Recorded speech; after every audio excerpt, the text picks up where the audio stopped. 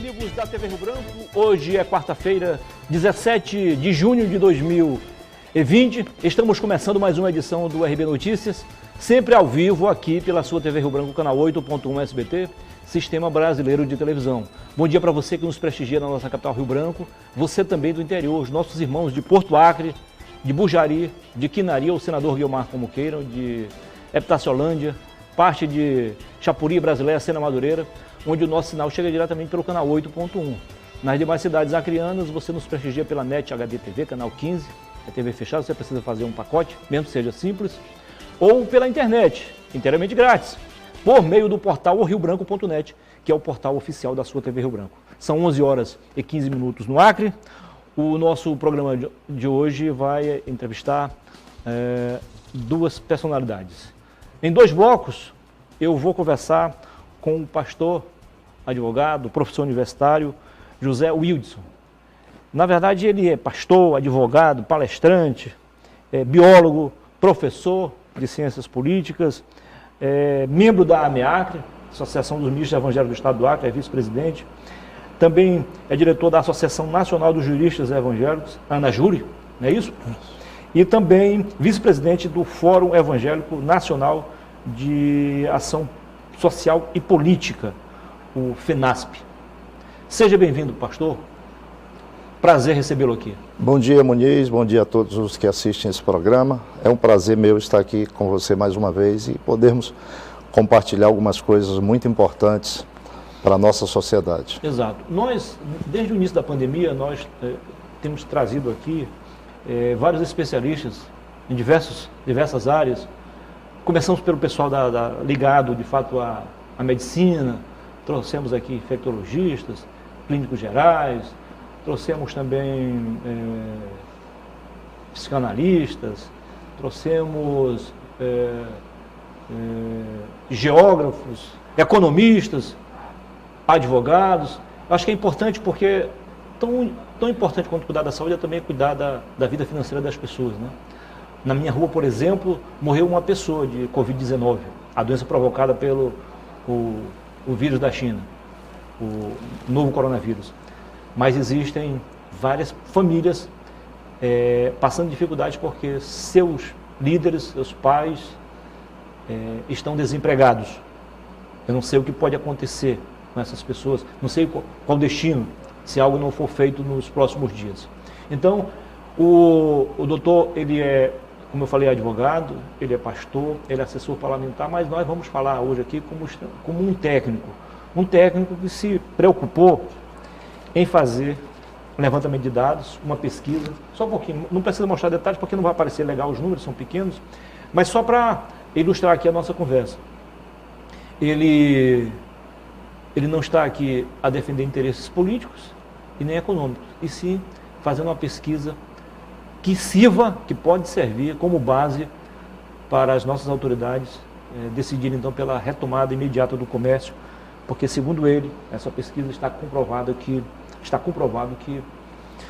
o isolamento social, como está sendo feito, tem efeito contrário. Por quê, doutor? Nós vivemos um momento de muitas informações na mídia, né, de todas as formas, e o que me levou a fazer essa pesquisa foi que, em meio a tantas informações, tem muitas informações desencontradas e também muita desinformação. Então, eu pesquisei aí durante uma semana, né, a maior parte das pesquisas com dados registrados. Não são dados definitivos porque nós estamos no meio da pandemia, mas eles são atualizados. Os números de ontem, né? Dia 16. Exatamente. Entre o dia 13 e o dia 16 são os números mais atuais. Né? E esses dados realmente eles são gerais, são dados de fatos realmente ocorridos em nosso país. Eu coletei de todos os estados, né? Então a gente fez uma planilha bem extensa. E esses dados não estão juntos na internet, você tem que buscar muitas fontes para poder chegar a eles. O que levou o senhor a se preocupar em fazer esse trabalho, pastor? Eu me preocupei como cidadão, né, principalmente, né, às vezes quando a gente fala dessa questão do Covid, hoje tem muitas pessoas que praticamente se tornaram especialistas, né, entre aspas, pela internet. Todo mundo... Doutor, dá só uma paradinha aí. Por gentileza, Neto, frisa de novo aquele número lá do Covid. Só um minutinho, para a gente ilustrar aqui a nossa conversa. Volta lá, aquela imagem estava aqui agora há pouco. Evidente, doutor, que esses números não refletem a realidade, só para o pessoal que está em casa ter uma noção, né? Nós temos no mínimo 50 mil pessoas contaminadas. Sim. Outras 30 ou 40 mil já se contaminaram, já se recuperaram, porque são assintomáticas, né? A Organização Mundial de Saúde levou 90 dias para admitir que a cloroquina pode ser usada sim como tratamento e que as pessoas assintomáticas não precisariam ter ficado em casa porque elas não transmitem doença depois de 90 dias. Isso, e depois, eu fiz um estudo também sobre, com datas específicas, sim, sobre a Organização Mundial de Saúde, tudo aquilo que eles colocaram como protocolo para o mundo, divulgaram, e o mundo praticamente se baseou nas decisões, nas apresentações. O que é natural, né? Porém, a maioria é como se tivesse um cego guiando outros cegos, né? E os resultados foram desastrosos. Mais de 24 contradições a Organização Mundial de Saúde tem desde o início dessa pandemia, desde o surgimento do primeiro caso na China. Além dessas duas que a gente já citou aqui, quais são outras que a gente poderia assim, destacar? Primeiro que eles demoram, né, a divulgar o protocolo, a divulgar as notícias acerca do coronavírus. Depois, quando o Brasil, o próprio presidente do Brasil já falava em uma possível pandemia, a Organização Mundial de Saúde dizia que não podia se falar em pandemia, né? O presidente chegou a enviar um decreto para o Congresso para decretar calamidade pública no país, isso foi também rejeitado. Isso no início do ano ainda? No início do ano. Isso bem antes também do período de carnaval, né? E depois vieram as outras contradições, uso de máscara, por exemplo. Eles começaram dizendo que você não deveria usar máscaras, que as máscaras deveriam só ser usadas por quem tivesse infectado. Depois veio que todo mundo deveria usar máscara, né? E aí veio uma sequência de contradições na questão dos medicamentos, protocolos de prescrições no Brasil e no mundo, também alguns se basearam pela Organização Mundial de Saúde, como por exemplo a hidroxicloroquina. A Organização Mundial de Saúde primeiro começa a dizer que era correto fazer a prescrição, depois estudos deles dizem que não, né? Aí depois eles mesmos vêm e contradizem esse estudo, dizendo que houve erro, pede desculpa a nível mundial, né? E aí vem essa questão do isolamento social, né? Em um determinado momento eles dizem que todo mundo tem que se isolar, que lockdown é o que é correto. Depois a mesma Organização Mundial de Saúde diz que não orienta ninguém a fazer lockdown por conta da economia. Tudo isso com matérias, né? A gente tem essas matérias específicas. Tem outra contradição aí, não menos importante para a gente citar aqui. No início, ele dizia que o isolamento era para salvar vidas. Depois ele diz, não, o isolamento é apenas para evitar que muitas pessoas sejam contaminadas e estrangulem, então, lá, superlote, então, as unidades de saúde. Aí onde vem a tal do achatamento da curva, né? Que muita gente acabou adotando esses protocolos com o intuito de achatar a curva, e nesse estudo que eu fiz, a gente acaba vendo que esse achatamento da curva, ele não se deu principalmente por conta dessa coisa do isolamento social, das quarentenas. E fizeram várias previsões do achatamento, né? Mas a gente perdoa, porque nesse caso aí, nem sempre 2 mais 2 são 4, né, doutor? A gente sabe que tudo isso é novo, né? Inclusive para os cientistas. Sim, claro. O que lamentamos é que a ciência demora tanto para chegar a uma conclusão, porque, claro, tem todas as fases. Fase de observação, a fase de pesquisa, experimento, testes, até vir a comprovação científica. Agora, essa pandemia serviu para mostrar algumas coisas que estavam ainda obscuras, né, doutor? Por exemplo, que o sistema público de saúde e até o privado os dois precisam melhorar muito, não só aqui no Brasil, no mundo inteiro, né? A outra coisa, que em plena era do conhecimento, da tecnologia, nós, de um modo geral, não sabíamos ainda nem lavar as nossas mãos. Não tínhamos essa preocupação. Isso. Tem isso também, né? Tem. Você falou numa questão importante, que é essa coisa do sistema de saúde, né? Um dos dados aqui da minha pesquisa fala do percentual de leitos ocupados em todo o Brasil, né? E a gente vai do primeiro até o 27º lugar na questão dos leitos. E o Acre, por exemplo, ele está entre os 4 piores, né, nessa questão dos leitos. Agora, né, cremos que vai melhorar por conta do novo hospital, né, que foi construído aí com mais 100 leitos. Mas até essa construção, o Acre estava praticamente em penúltimo lugar aqui. Penúltimo, 89,5% dos leitos ocupados. Né, taxa de ocupação. A taxa de ocupação. Só para a gente contextualizar melhor, para que as pessoas que estejam em casa ou no trabalho, nos assistindo, tem muita gente que está trabalhando, né, mesmo em pandemia, o que é normal. Qual foi a metodologia que o senhor usou? Eu usei principalmente a pesquisa de campo, né, com base nos sites, os sites oficiais, né, de algumas empresas aí renomadas e TVs também, né, que eles estão usando muito, tem muito banco de dados, mas em específico o site do Ministério da Saúde. Né. Existe um site que pouca gente sabe, e isso acho que a maioria da população deveria ter conhecimento, que ele pesquisa em tempo real, né, o número, o percentual de pessoas isoladas em cada estado. Né. E isso para mim também foi um dado importante, porque é tão ruim você abrir a sua internet, as redes sociais e ver pessoas o tempo todo dizendo que os acrianos são culpados, são mal educados, que a cultura dos acrianos é uma injustiça. É terrível, e jogar toda a culpa para a população, né, do que aconteceu no nosso estado, que aqui também pelos dados nós vemos que o Acre é um dos estados que, em termos proporcionais, né, levando em consideração a população, foi o que mais morreu, um dos que mais morreram as pessoas.